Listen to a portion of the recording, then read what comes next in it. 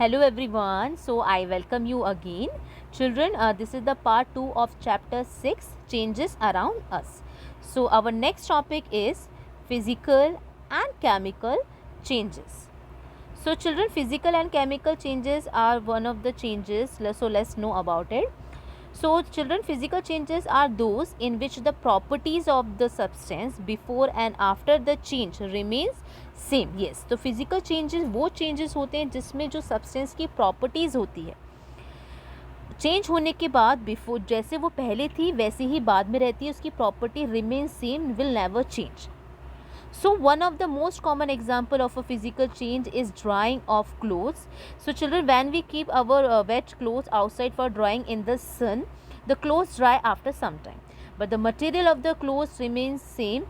So it is a physical change. So simple is that physical changes वो changes होते हैं जिसमें changes तो हो रहे हैं बट जो उनकी प्रॉपर्टीज़ है वो जैसे पहले थी चेंज होने से पहले और चेंज होने के बाद भी रिमेन सेम, यानी कि वैसी ही रहेगी.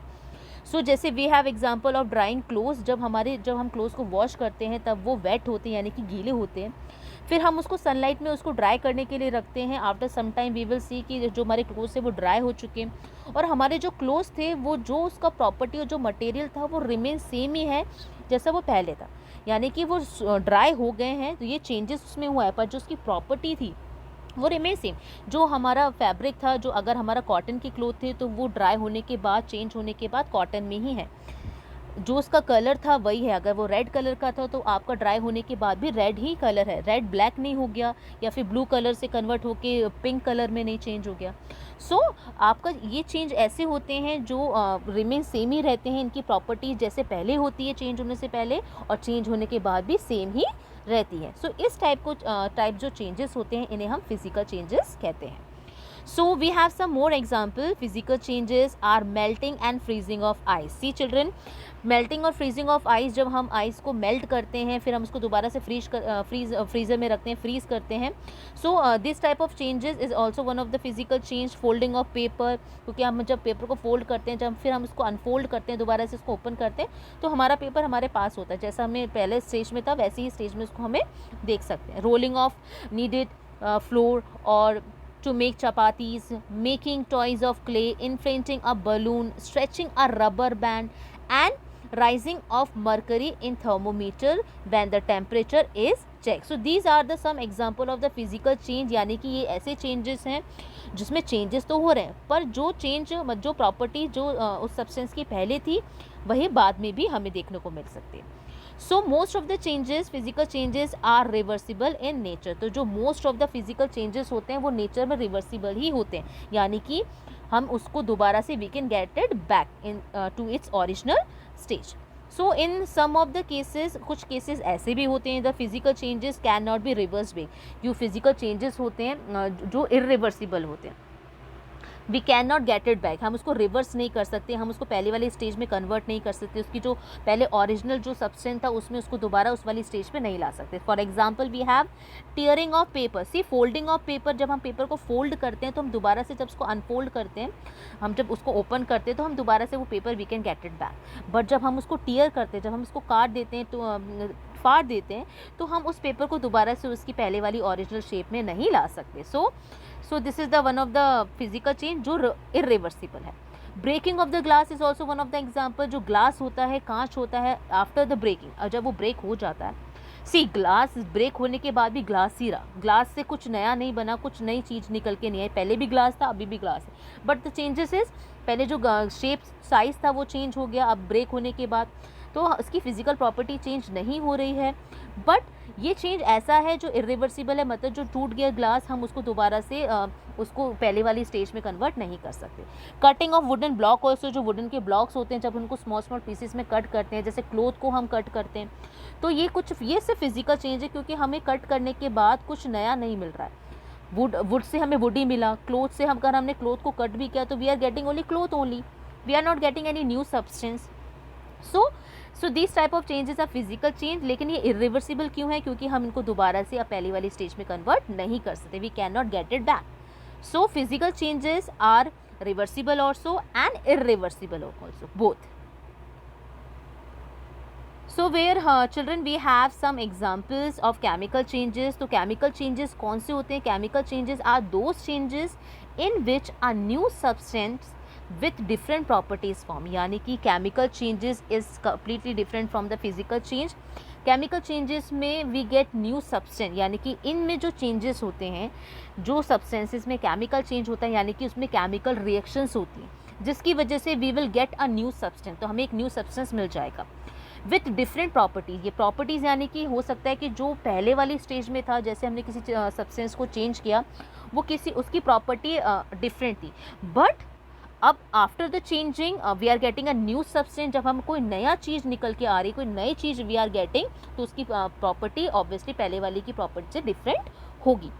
सो केमिकल चेंजेस में we get the new substance और जिसकी प्रॉपर्टी पहले वाली की कंपैरिजन में डिफरेंट होती है। So we have some example: burning of paper, burning of wood, cooking of food and ripening of fruit. So these are chemical changes. इसमें chemical reaction होती है जब हम पेपर को बर्न करते हैं, वुड को बर्न करते हैं, जब हम अपना कुकिंग करते हैं, तो ये सारे चेंजेस ऐसे हैं जिनको हम दोबारा से रिवर्स नहीं कर सकते, क्योंकि दोबारा पहले वाली फॉर्म में we can not get it back. और in this type of changes we will definitely get the new substances. So next is same thing, we have chemical changes are generally irreversible in nature, यानी कि जो आपकी chemical changes होते हैं वो generally mostly irreversible होते हैं, यानी कि we cannot change it back, यानी कि हम इसको दोबारा से change नहीं कर सकते इसकी पुरानी वाली stage में। So when we burn a piece of paper it turn to ashes. जो हम पेपर को बर्न करते हैं, बर्न करने के बाद हम दोबारा से पेपर को हम लोग नहीं बना सकते। So it turns to ashes, ये ऐश में कन्वर्ट हो जाता है, एशेज हो जाती है, यानी कि राख में कन्वर्ट हो जाता है। The acids form can not be reverse back to make the paper. So जो एशेज, जो राख बची, we can not converted to back get it paper back, यानी कि हम उस एशेज से पेपर दोबारा नहीं बना सकते। तो this type of changes are chemical changes, यानी कि हम दोबारा से इसको चेंज नहीं कर सकते। Then similarly burning of wood, अगर हम किसी वुड को बर्न करते हैं, हम जो खाने को डाइजेशन ऑफ फूड करते हैं। Ripening of fruit, ripening of fruit में जब हमारा फ्रूट पक जाता है, आफ्टर राइपनिंग जो फ्रूट है, हम उसको पकने के बाद दोबारा से हम उसको पहले वाली स्टेज का जब वो कच्चा होता है उस वाली स्टेज में कन्वर्ट नहीं कर सकते। ब्लूमिंग ऑफ फ्लावर्स, तो फ्लावर्स जब खिल जाते हैं, ब्लूमिंग करते हैं, उसके बाद हम जो चेंजेस होते हैं, ये ऐसा चेंजेस जिसमें हम दोबारा से फ्लावर्स को बर्ड स्टेज में कन्वर्ट नहीं कर सकते। So cooking of food also, after cooking the food, जब हमारा खाना कुक हो जाता है उसके बाद आप देखते हैं कि we get the new things. लेकिन पहले जब हम वेजिटेबल चॉप करते हैं तो वो डिफरेंट प्रॉपर्टीज़ होती हैं उसकी। After cooking we can not get it that vegetables cutted, जो चॉप्ड वेजिटेबल्स थी हम उसको दोबारा से we can not get it back. So rusting of iron articles also, iron articles क्या होते हैं? लोहे के बने जो भी आर्टिकल्स, जो भी थिंग्स होती हैं जिसमें रस्ट लग जाती है, यानी रस्ट यानी जंग लग जाती है। तो this is also chemical changes, क्योंकि इनमें केमिकल रिएक्शंस होते हैं। स्पॉइलिंग ऑफ फूड, जब हमारा खाना ख़राब हो जाता है हम उसको भी दोबारा से सही नहीं कर सकते, क्योंकि because of the chemical changes में केमिकल रिएक्शन होती है जिसकी वजह से we can not get it back. So these all are chemical changes.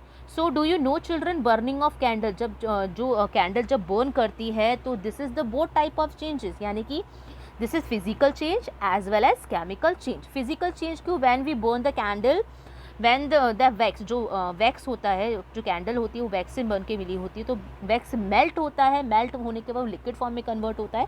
So this is the physical change.